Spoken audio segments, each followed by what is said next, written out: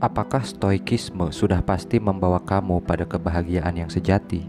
Apakah kamu pikir pemahaman ini cukup membentengi kamu dalam keadaan dunia yang begitu kompleks? Dan apakah dengan kamu fokus pada hal-hal yang dapat kamu kendalikan dan melepaskan yang tidak bisa kamu kendalikan, cukup memberi kamu ketenangan di dalam hidup?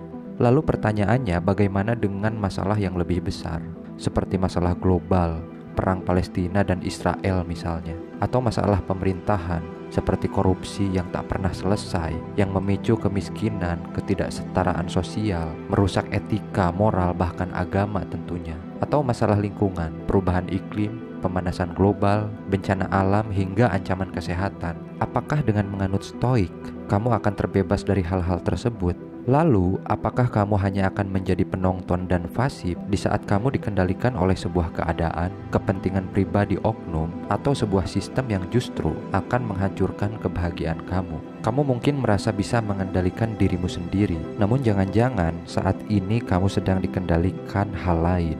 Bagi kamu yang mempunyai pemikiran yang lebih luas, memiliki niat baik untuk keadilan dalam kehidupan sosial, tekad yang kuat untuk keberlangsungan lingkungan, dan memiliki cita-cita tinggi untuk kemajuan peradaban dan kepentingan bersama, simak video ini sampai selesai dan jangan skip.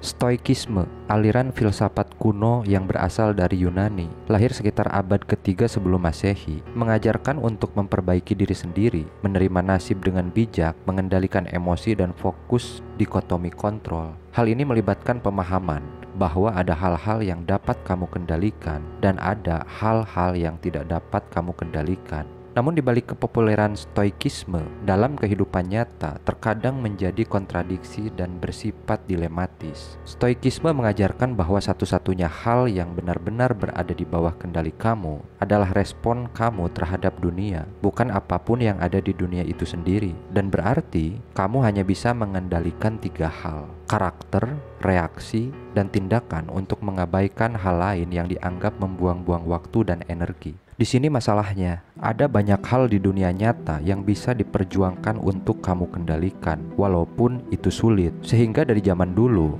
manusia dapat melakukan beberapa tingkat kontrol terhadap orang lain, bahkan kelompok atau masyarakat. Katakanlah dalam pendidikan, jika kamu seorang guru dan kamu mempunyai murid yang begitu bodoh, apa yang kamu lakukan? Mungkin sebagai seorang penganut stoikisme yang baik, kamu bisa mencoba untuk merasa nyaman dengan hal tersebut. Atau kamu bisa bangun dari kursimu dan menghampiri muridmu sambil berkata, "Kamu pasti bisa." Dan apakah itu membuat murid kamu menjadi pintar? Perbedaan biner antara hal-hal yang dapat kita kendalikan dan yang tidak dapat kita kendalikan terlalu subjektif, bergantung pada kekuatan individu dan terkesan memicu individualisme, dan bisa saja malah membuat kamu menjadi lebih pasif terhadap keadaan-keadaan dunia dan segala permasalahannya.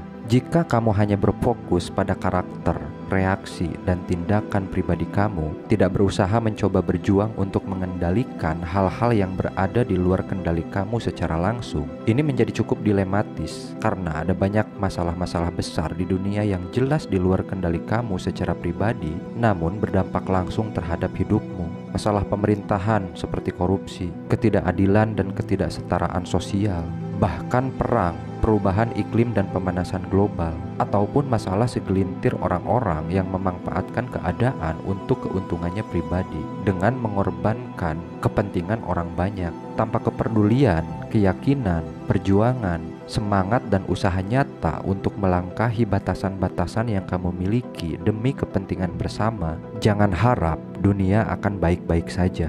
Dan bagaimana ceritanya jika saat Indonesia dijajah, semua rakyat Indonesia berpaham stoik radikal? Apakah kita akan merdeka tanpa bersatu melawan, berjuang dengan keyakinan, dan berusaha melangkahi batasan-batasan untuk mengendalikan dan mengalahkan penjajah? Itu tidak akan terjadi. Dan faktanya dunia ini seperti sebuah perlombaan dan kamu salah satu pesertanya. Dalam perlombaan kamu akan mempunyai kehendak, ada situasi pelik, ada ekspresi, ada perjuangan, ada keyakinan, dan ini sifatnya alami. Apapun hasilnya, apakah kamu menjadi nomor 1 atau pada tingkat tertentu, akan tetap memberikan sebuah kepuasan yang diekspresikan secara nyata. Dan kalaupun kamu gagal, merasa frustasi atau marah atau tertekan, memangnya kenapa? Itu bukan masalah.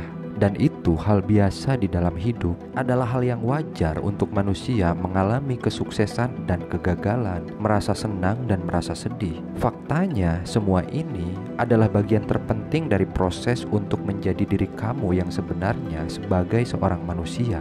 Bahkan jika kamu harus hancur tak tersisa dalam upaya tersebut, ini adalah cara seorang pejuang dalam menjalani hidup yang jauh lebih baik untuk dilakukan, terutama jika kamu ingin memanfaatkan hidup dan potensi kamu sebagai manusia yang berkesadaran. Tidak ada seorang pun akan mencapai sesuatu hal yang luar biasa atau melangkah melampaui keterbatasan dan batasan diri kamu sendiri jika kamu hanya menerima bahwa satu-satunya hal yang dapat benar-benar kamu kendalikan adalah diri kamu sendiri. Bahkan jika kamu gagal, kamu bisa belajar terus-menerus dari pengalaman yang sudah kamu lalui untuk membangkitkan diri, mengembangkan diri, dan berupaya untuk mencapai titik tertinggi potensi hidupmu, sekalipun itu melawan dunia. Dan tentu saja kamu bisa mengalami kegagalan dan konsekuensinya adalah kesusahan. Lalu kenapa? Kita hanya manusia. Akui ketidaksempurnaan itu dan tetap usahakan, tetap perjuangkan sampai batas napas terakhir. Dalam teori stoikisme, kita tidak bisa mengendalikan eksternal, jadi jangan mengejarnya, atau kita akan merasa frustasi, marah, atau kesal. Hal ini terkait dengan pengaturan diri secara emosional dan berjuang untuk mencapai keseimbangan batin yang permanen, bahkan kebahagiaan sejati. Jika hanya sampai pada taraf keadaan emosional untuk tetap berperilaku etis terhadap orang lain, tentunya ini sangat berguna. Tetapi jika bertujuan untuk mencapai keseimbangan batin yang permanen dan kebahagiaan yang sejati, dan tidak mengalami berbagai macam emosi manusia biasa, hal ini malah membuatmu terjebak dalam lautan kehampaan dan ketiadaan. Secara pribadi saya tidak dapat membayangkan sesuatu yang lebih buruk dari kehampaan dan ketiadaan tanpa sebuah keinginan untuk mengambil berbagai pengalaman, selayaknya manusia yang penuh dengan emosi dan juga ketidakpastian. Tentunya merasakan emosi yang kuat, bahkan emosi yang negatif, adalah salah satu pengalaman hebat di dalam hidup. Mengapa kita menyukai film horor, lagu-lagu sedih, film-film tragis, karya-karya abstrak? Bukankah itu untuk membangkitkan emosi, ketakutan, kemarahan, kebencian, dan semua emosi yang ada dalam diri kamu? Dan jika hidup adalah perlombaan tanpa akhir, dan tujuan hidup adalah menavigasi hal ini secara etis, maka kamu akan mendapatkan perspektif yang berbeda terhadap kehidupan emosional kamu saat ini. Ketika kita berbicara emosi negatif, tentunya hal ini membuat kamu tidak bahagia. Tetapi, apakah emosi tersebut membantu kamu untuk lebih bersemangat dan lebih berjuang, pantang menyerah untuk memenangkan perlombaan kehidupanmu sendiri? Karena faktanya, kebahagiaan tak akan pernah bisa dinikmati tanpa emosi, tanpa perjuangan yang sulit di belakangnya. Dari perspektif ini, emosi seperti cinta, kasih sayang bisa menjadi baik, tapi juga bisa merusak. Emosi seperti frustasi, penghinaan, atau kemarahan bisa jadi buruk, tetapi juga bisa membantu dan dapat dimanfaatkan untuk hal-hal yang positif. Kuncinya, biarkan diri kamu benar-benar merasakan emosi-emosi ini dan kemudian mengubahnya menjadi tindakan yang etis berdasar prinsip yang kamu yakini, agar kamu bisa mengenal dan memahami siapa dirimu sebenarnya. Karena barang siapa yang mengenal dirinya sendiri, sudah pasti dia akan menemukan siapa Tuhannya. Dan jika kebijaksanaan stoikisme membuat kamu untuk hidup seperti yang kamu inginkan, maka lakukanlah. Tetapi jika kamu memiliki masalah dengan pendekatannya yang pasif, mereduksi kehidupan emosionalmu demi keseimbangan batin, dan cara kontradiktif dalam membicarakan standar untuk dirimu sendiri dibandingkan dengan standar orang lain, maka carilah paham lain.